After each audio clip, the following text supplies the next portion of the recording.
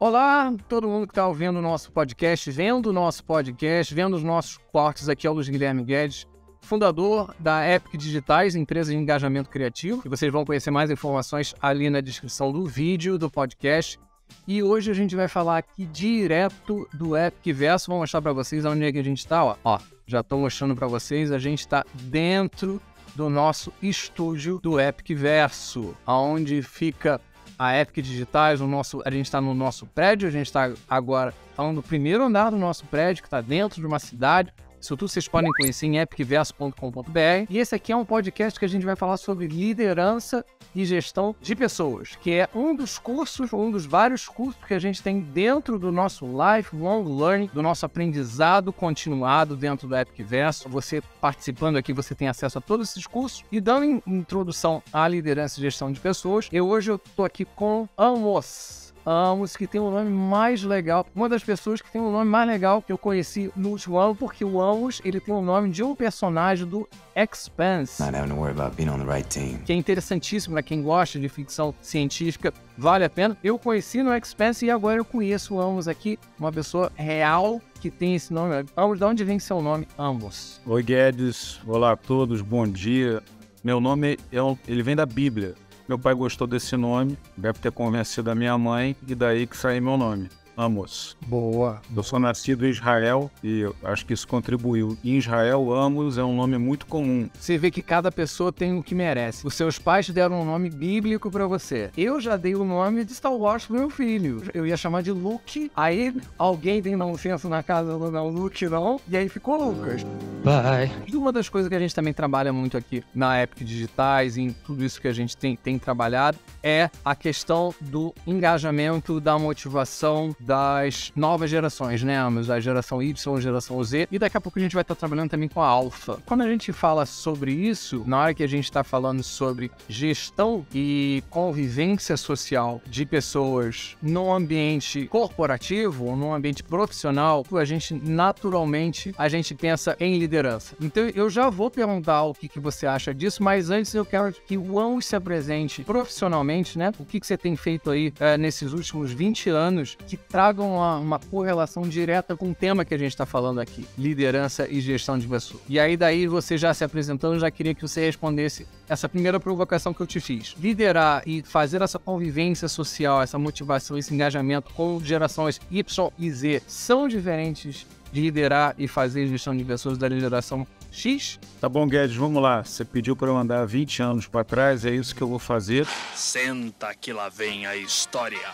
Sim, eu sou oriundo do mercado corporativo, desenvolvi carreira trabalhando sempre em empresas muito grandes, a grande maioria multinacionais americanas, e nos últimos 20 anos eu fui executivo de algumas empresas grandes, e se eu andar 20 anos para trás, eu estava lá na IBM há 20 anos atrás. Além disso, eu também sou empresário e tem 2 anos, né, exatamente em abril de 21, que eu entrei no mundo de investimento anjo, e hoje eu sou muito honrado em ser um board advisor da Epic Digitais. Mas indo na sua pergunta e andando 20 anos para trás, em 1995, por necessidade, eu morava no estado de Nova York, eu tive que pela primeira vez trabalhar remotamente da minha casa porque ocorreu uma nevasca e era impossível chegar até o escritório, e funcionou na época e eu adorei. E depois que eu voltei para o Brasil, eu passei a fazer trabalho remoto sempre que aquilo me permitia e virei fã do trabalho remoto. Eu diria que há mais de 20 anos eu tenho experiência de trabalhar de uma maneira híbrida. Apenas na pandemia, também por necessidade, que eu fiquei 100% remoto. E foi muito difícil, eu me lembro, para meus colegas, para entenderem isso. E aos poucos, pela necessidade, muitos que eram contrários, achavam que não funcionava, começaram a ver que aquilo funcionava, que era produtivo e melhorava muito a relação vida pessoal e vida profissional. O grande desafio é o quão remoto o seu negócio pode ser e manter um alto grau de engajamento e produtividade. Então, o que eu queria dizer assim, não existe uma fórmula mágica. Agora eu queria deixar só uma mensagem geral para quem está nos ouvindo. Existe um problema que a mim incomoda muito de quem trabalha de maneira remota. Abram a câmera.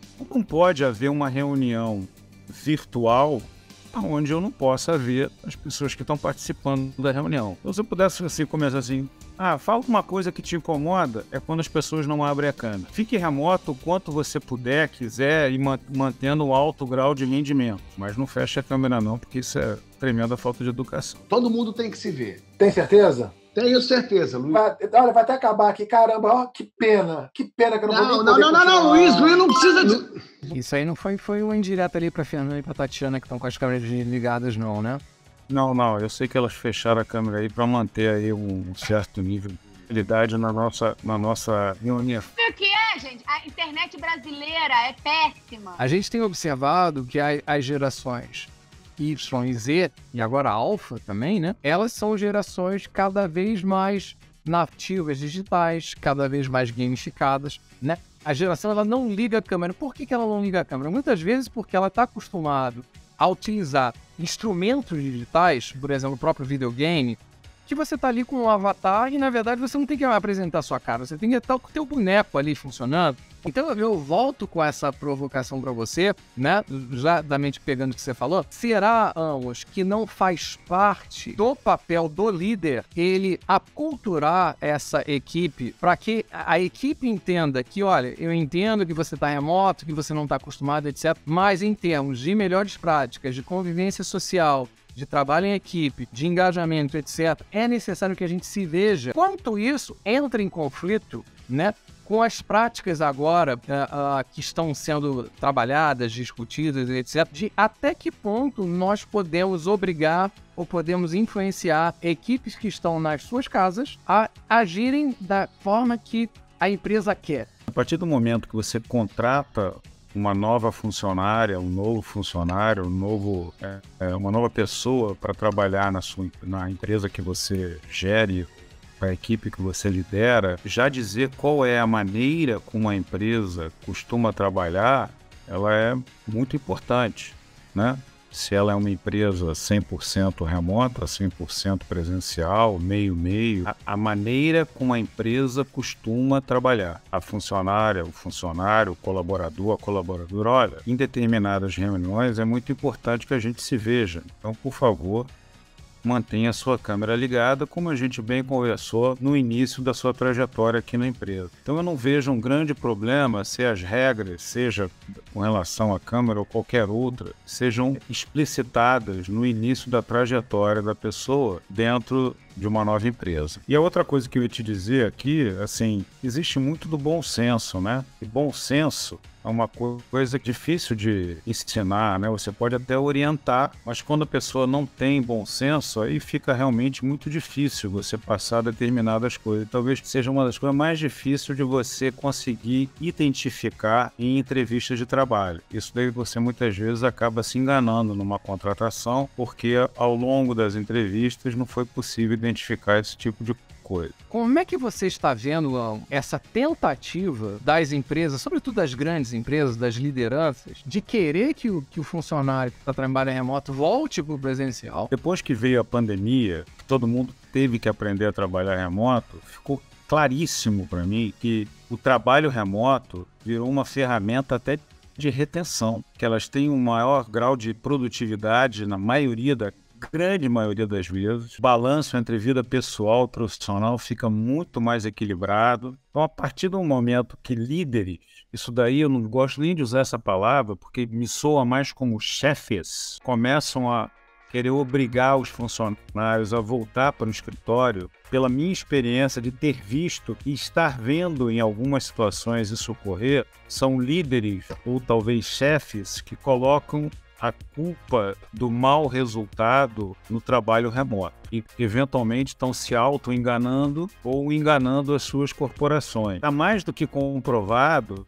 que a grande maioria das novas gerações não quer esse trabalho 5 dias por semana dentro do escritório. Então isso vai se transformar, já se transformou, numa questão de retenção e atração dos melhores talentos. Existem sim pessoas que se aproveitam da questão remota, né?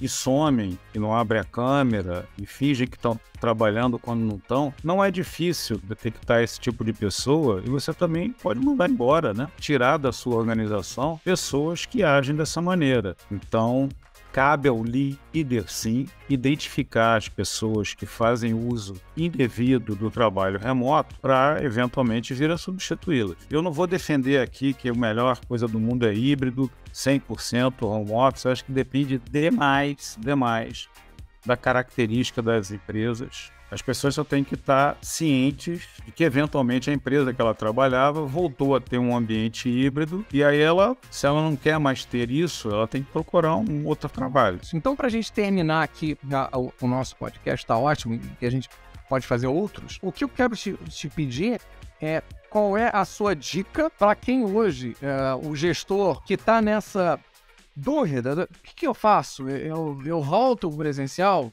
Eu mantenho full remoto, eu trago o híbrido. Uma empresa que funcionava 100% presencial, que teve que ir para o 100% remoto por necessidade e permanece com algum espaço físico, né? Porque assim, essa história toda trouxe uma oportunidade de custo muito grande para as empresas. As empresas hoje, na sua enorme maioria, se não totalidade, necessitam de espaços físicos menores. Então, esse custo aí reduzido é um benefício, você não chegou a tocar nesse ponto, muito grande para as empresas e que, se bem administrado, cai lá na linha final do resultado. Então, assim, se existe uma empresa que as pessoas tiveram aqui para casa, tem funcionários que, infelizmente, não têm a menor condição de trabalhar remotamente, que são bons funcionários, que são engajados, a empresa deveria, sim, disponibilizar um espaço físico. Se ela se livrou de todo espaço físico, né, ainda existem hoje milhões de espaços compartilhados, né, o tal do coworking, que a empresa pode tranquilamente alugar espaços como esse, de permitir que seus colaboradoras venham usar esse tipo de ambiente. Então, assim, primeiro, tem solução para tudo, seja 100% remoto, 100% presencial, híbrido. E finalizando aqui, grande líder é aquele que consegue ver a necessidade específica de cada colaborador, cada colaboradora e tenta adequar isso àquelas mantras básicas da empresa. Então, assim, existem algumas regras em cada empresa que não podem ser ou não devem ser rompidas, mas em cima disso existe sempre um grau de flexibilidade muito grande na relação líder e liderado. O líder hoje, ele tem um papel muito mais abrangente em cima do tema que a gente está discutindo nesse podcast. Como é que ela, como líder, vai manter a sua equipe feliz e engajada, independente do percentual de remoto, presencial, híbrido que o negócio requer. Não é porque a gente está em casa que virou bagunça. Vamos, muito obrigado pela tua participação. Aprendo muito com você, eu tenho certeza que as pessoas aprendem. Já estou aqui pensando nos próximos papos que a gente vai ter, nas próximas gravações. Como é que as pessoas te encontram, Amos? Guedes, eu acho que a melhor maneira é o LinkedIn, né? Bota lá, Amos Maidatic, não tem um homônimo, garanto. Poxa, obrigado. A gente vai botar o seu, como você falou do LinkedIn, a gente vai botar o seu link direto no LinkedIn nas nossas redes, na nossa descrição do vídeo, no podcast, etc., para as pessoas já clicarem e entrar em contato direto com você para manter esse relacionamento. Obrigado a todos que estiveram com a gente aqui, né, nesse tempinho do nosso podcast. Quem viu pelo YouTube, que bacana, vocês viram aqui o nosso ambiente. Quem está só escutando, fica a dica de vir conhecer o Epicverso. É só entrar em epicverso.com.br. É uma plataforma gamificada onde a gente tem uma cidade com casas e vilas e prédios de várias empresas, e você trabalha uma comunidade, um ecossistema de aprendizado, de networking, de troca entre as pessoas. O que a gente está fazendo é uma humanização da tecnologia através de um processo gamificado. É super legal, mas você tem que entrar para conhecer. Não adianta eu ficar falando aqui que vocês não têm como saber, a não ser que vocês testarem. Então tá aí o convite, epicverso.com.br. Aqui eu, novamente, Luiz Guilherme Guedes, em qualquer uma das redes e mídia, só botar um @epicguedes que você encontra. Ok? Gente, obrigado e até a próxima.